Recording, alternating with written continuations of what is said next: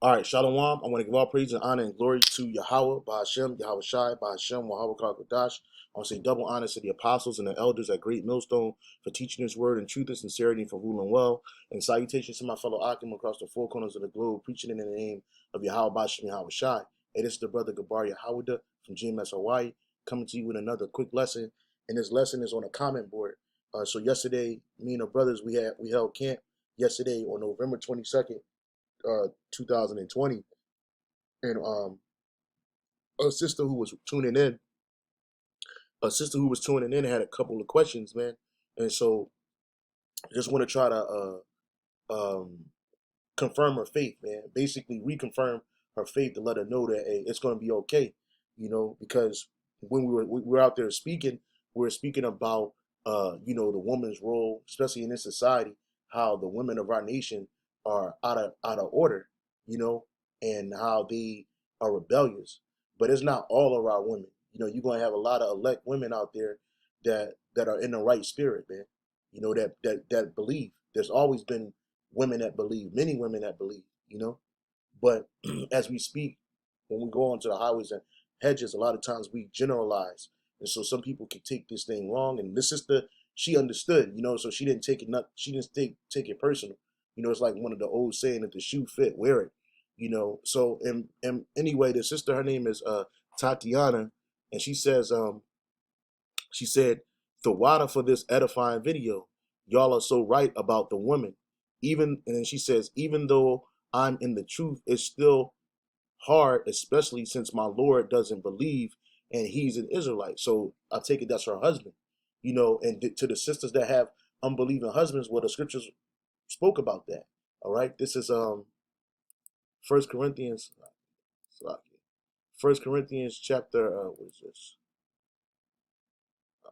Yep. This is First Corinthians chapter 7, verse 12. It says, but to the rest speak I not. But to the rest speak I not the Lord. If any brother have a wife that believeth not, and she be pleased to dwell with him, let him not put her away. And the woman which have a husband that believeth not, like this sister Tatiana, she got a husband that don't believe, right? Says, and if the woman which have an husband that believeth not, and if he be pleased to dwell with her, let her not leave him, right? So, I'll tell that sister, like, even though your husband don't believe, it's okay. Long as he pleasing to dwell with, be obedient, you follow after him, you reverence him, you keep the faith in Yahweh Bashim Yahweh Shai, hey, the Most High might have mercy on your husband, man. And then when things get heated, hot and heavy out here, hey, then he might believe, man. You know, so it's like, but you don't put him away, even though he don't believe. She says, since my Lord doesn't believe and he's an Israelite, right? It's all right if he don't believe, man. There's a account about Timothy's parents, or yeah, Timothy's parents. Um, this is the book of Acts, chapter 16, verse 1. It says, then came he to Derbe and Lystra, and behold, a certain disciple was there named Timotheus, the son of a certain woman, which was a Jewess, and believed, but his father was a Greek. Now, she didn't leave his father, she stayed with him. He was an Israelite, but he was in that Greek mind state. He clung to, or he clave unto that Hellenistic way of thinking, man. Even though they both were Israelites, uh, his wife, Timotheus' mom, she believed, man. And I think his grandmother and believe his grandmother too. I'm not sure. I gotta research it, but I know that she knew she was an Israelite and she believed in the Messiah and she believed in the law, such and commandments of her people, man. All right. And so Timotheus, he also believed, man, but his father didn't believe. Okay, but she still stayed with him. Why? Because he was pleasing to dwell with. So the first thing I would tell his sister Tatiana is like, don't leave him. Don't leave your husband if he's pleasing to dwell with. Don't leave him. The Most High can have mercy on him. Let's go back to First Corinthians 7 and 12. But to 7:13, and the woman which have an husband that believeth not, and if he be pleased to dwell with her, let her not leave him. Verse 14, for the unbelieving husband is sanctified by the wife. Let's look up that word for sanctified. The unbelieving husband is sanctified through the wife. Okay? And the Greek word there for sanctified is Strong's G37, hagiadzo. right. And Hagiadzo. So the unbelieving husband is going to be made holy through the believing wife, man. It says to render or acknowledge or to be venerable or hollow, to separate, to consecrate things to the Most High, dedicated to the people. So the elect are dedicated to Yahweh Shem Yahushai. Let's keep on reading. It says, for the unbelieving husband is sanctified by the wife, and the unbelieving wife is sanctified by the husband. And likewise to the brothers that may have unbelieving women. Listen, it's not up for us to force our people to believe this truth. A lot of Jake, they're going to have to see it to believe it. They're going to have to witness it. They're going to have to go through it to believe it. Okay? If you're a woman, you got some of these camps, they tell you if your husband don't believe, you got to leave him. No, you do not. You can stay with them. If your woman don't believe, you got to drop her. No, you don't. Okay? Some things are just for you. And at the appointed time, Yahweh Shem Shai, he'll end up blessing the whole house just because you believe, man. So again, she says the water for this edifying video, y'all are so right about the woman. Even though I'm in the truth, it's still hard, especially since my Lord doesn't believe and he's an Israelite. Lord willing, the Most High will help him because I don't know what will happen to me in those times. Well, we do. Yahweh Shem Shai is going to have mercy on you. I'm going to get that. All right. But it says, let me go back to 1 Corinthians 7:15. But if the unbelieving depart, let him depart. So if let's say your husband, he don't believe, he's tired of hearing this Israelite thing, he's frustrated, and he end up leaving, then let him go. All right. The Most High might still have mercy on, Lord willing, the Lord will have mercy on you, and he'll get you to a man of the Lord. But if your unbelieving husband is pleasing to dwell with, then you should stay with them. You should stay with them and have faith, because that could be your trial, your tribulation that you got to go through. Your adversity. I know the scripture says the Lord is going to bring acceptable men through the fire of adversity, but those women, hey, you're going to go through stuff too. It's not going to be on the level of the man, but like the scriptures say, man, if he's unbelieving but he's pleasing to dwell with, you should stay with him and then have faith that Yahweh Shem Shai will protect your whole house. All right. And then she says, Lord willing, the Most High will help him because I don't know what will happen to me in those times. Well, if you part of the holy elect, the Most High is going to cover you. All right. And we all have to go through these tough times, man. But Yahweh Shem Shai is going to be with us. This is the book of Acts, chapter 14, verse 22, and confirming the souls of the disciples and exhorting them to continue in the faith. So because she said she don't know what she's going to do, and she don't know what's going to happen in those times. She says, I get scared thinking about it. Well, sister, don't get scared, man, because what's about to happen is not for us. Lord willing, we be a part of the holy elect. All of this, just Jacob's trouble, is for 2/3 of our people. And to prove that, real quick, for the sister, let's go to the book of Isaiah, chapter 65, verse 12. All right, 65, verse 12. Because this trouble, this day of trouble, is not for us. It's for us. It's going to confirm our faith and strengthen our faith by living through it and going through it. But the Most High is still going to have charge over us. He's going to protect us. It says, Isaiah 65 and 12, therefore will I number you to the sword, and ye shall all bow down to the slaughter, because when I called, ye did not answer. This is the 2/3. The Lord, how is the Lord calling? By way of his holy elect, the prophets, and they didn't answer. When I spake, ye did not hear, because the Lord Yahweh Shem Shai is speaking through us, but our people don't hear. But did evil before my eyes. What is that? Their sins, their iniquities.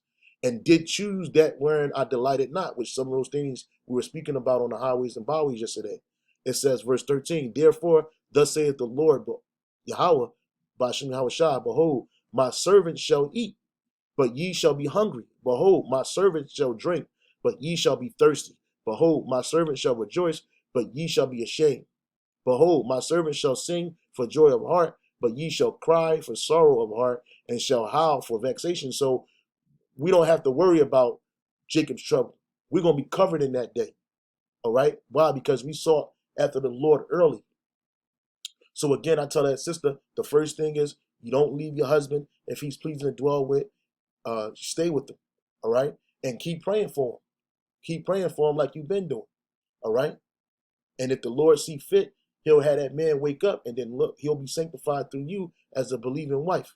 All right? And two, the second thing I would tell the sister, she said, Lord willing, the Most High, she said, Lord willing, the Most High will help him, because I don't know what will happen to me in those times. I'm scared thinking about it. Again, sister, don't be scared. Well, we understand why the woman is scared is because, you're a woman, you're the weaker vessel, but you have a head in your home, which is your husband. So I would tell that sister to continue to pray, to fast when need be, and keep praying over your house, man. The Lord will have mercy on you, man. She says, sometimes I get confused because why is it easy for me to understand, but not him? Well, it's in the scripture, sister. It's not given to everybody. It's not given to them.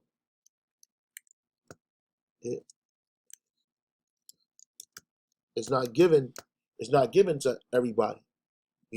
It's only for the elect to get. All right. This is St. Matthew chapter 13, verse 12. And the disciples came and said unto him, why speakest thou unto them in parables? Verse 11. He answered and said unto them, because it is given unto you to know the mysteries of the kingdom of heaven, but to them it is not given. So we already know that 2/3 of our people are not going to receive this word. And not everybody that's a part of the elect is going to wake up right now. They're being sealed by the word, but in the Yahweh Shai's appointed time, all the elect will truly understand. You know what I'm saying? That includes, sisters who have husbands and who are obedient to their husbands and praying over them, and the Lord have mercy on their husbands. They'll understand it too. But it's given, but to them is not given. So again, he said, he answered and said unto them, when they asked why he speak unto them in parables, he says, because it is given unto you to know the mysteries of the kingdom of heaven, but to them is not given. All right? But to them is not given. That's why it's so easy for you to understand, but it's hard for your husband to understand. She says again, she says, sometimes I get confused because why is it easy for me to understand, but not him? I try my best. I just don't know what to do. Sister, keep the faith. Keep the faith and keep praying. Okay, because a wife like you is a treasure. And I'm sure he knows this in the carnal sense, but he's going to know it even more in the spiritual sense when things really get hot and heavy. All right? When things really get hot and heavy. All right? This is this St. John 14:1. Let not your heart be troubled. Ye believe in the Most High, believe also in me. So again, sister, don't let your heart be troubled. You believe in the Most High Yahweh, how much more? And we believe in Yahweh Shai also. We know that Yahweh Shai is going to cover us. We know that Yahweh Shai is going to bless us and watch over us, man. He gave his life for us, man. So he's not going to have anything happen to his holy elect. That's the men and the women of the elect. All right. So yeah, I'll tell that sister again, stay strong and keep praying and keep the faith. Keep watching and learning, and Lord willing, the Most High put the spirit on your husband and he'll wake up and then he can teach you even more. This is I have pulled some scriptures on, a good wife. This is Ecclesiasticus chapter 25. I'm sorry, Ecclesiasticus chapter 7, verse 26.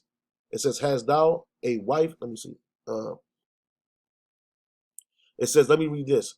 This is Sirach chapter 7, verse 26. It says, hast thou daughters, have care of their bodies, and show not thyself cheerful toward them. Right. So when you have a daughter, you're supposed to watch over them and make sure that they're not out here being sluts, man.